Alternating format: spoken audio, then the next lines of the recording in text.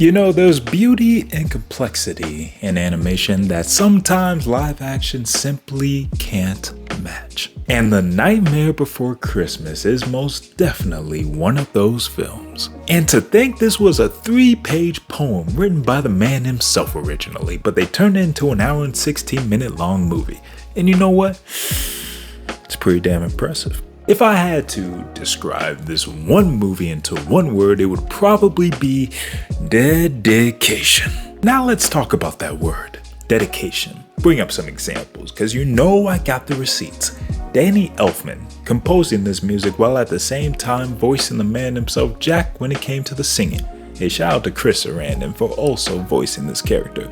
But if that doesn't convince you for dedication, let me talk to you about the 12 to 17 and the number in between animators that worked on this project. And when you take into account the pre-production, production, and post-production, everything in its totality when it comes to beautiful movie making, this movie took a grand total of, drumroll please, 3 damn years to be completed.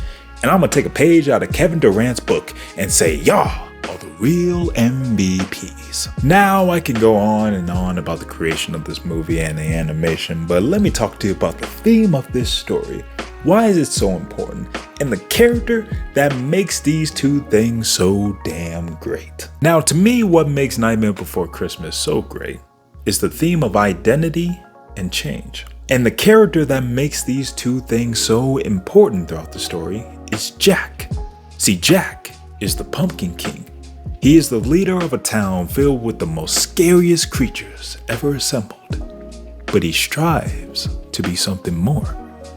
As stated by the man himself, he longs for something far from his home. And when Jack first discovers Christmas Town, he finds it. He finds that joy and happiness that he was searching for.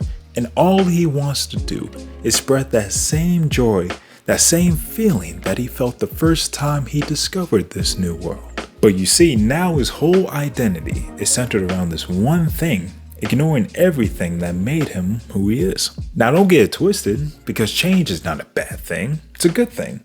It's always good when you discover new things about yourself, what you like, what you don't like, what works for you, what doesn't.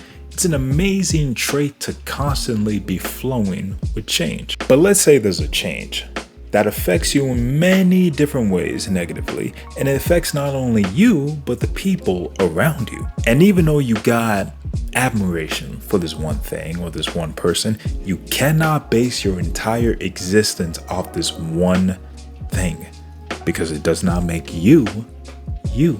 But the one thing about forming an identity, and we all can relate to this, it takes time. I'm sure it took Jack plenty of time to become the Pumpkin King, and I'm sure it took Santa Claus time to become the person that he is when we first see him. And both of these identities are great, just in different ways. See, it's easy to get caught up in something that you love and you just want to shout it out to the rooftop and relying on your feelings to guide you. But what happens when that world, that's something that you love, is not your own? You see, that's when the identity of it all gets lost. And what I like about Jack at the end of this movie is that he still has love and appreciation for Christmas and what it stands for. But at the end of the day, he comes to the fact that he has his own identity, his own way of doing things. And his way is not necessarily good for this, but it's perfect for this situation. You have your own kingdom to build. Have respect for one's place in life, and maybe you can incorporate some of the things that they do into your own. But never lose sight on who you are and what got you here. Now that's a story I can get behind.